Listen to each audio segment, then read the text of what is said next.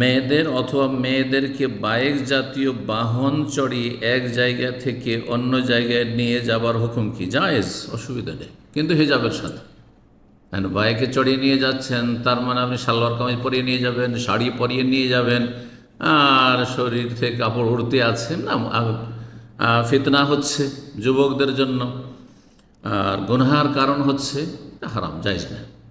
বোরকা পরে আছে আর শরীরে কাপড় সুন্দর করে ঢিলাঢালা কাপড় আছে, যাতে বেহাবে পর্দা হচ্ছে না, আর বাইকে চড়ে যাচ্ছে। বাইকে চড়ে যেতে হবে মাহরামের সাথে, নিজের ছেলের সাথে, নিজের স্বামীর সাথে, নিজের বাপের সাথে, আপন ভাইয়ের সাথে, বৈমাতৃ বৈপিতৃ বা আপন ভাই, হ্যাঁ, চাচাতো ভাইয়ের সাথে নয়, খালাতো ভাইয়ের সাথে নয়, মামাতো ভাইয়ের সাথে নয়, দুলা ভাইয়ের সাথে নয়। যদি এটা হতে জায়েজ নয়, তাহলে হারাম। জি, বাইকে চড়ে যাওয়া বাসের ভিড় ভাড়ে চেতে ভালো।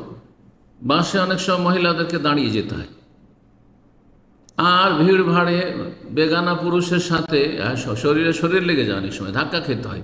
তার চেয়ে তো অনেক ভালো যে নিজের মাহরামের সাথে বাইকে চড়ে সফর করবে।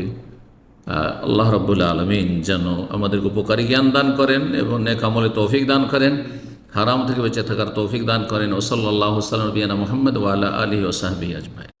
تذكر يوما كنت تعانق دمعة الفكر، تناجي الله في صبر وترجو رحمة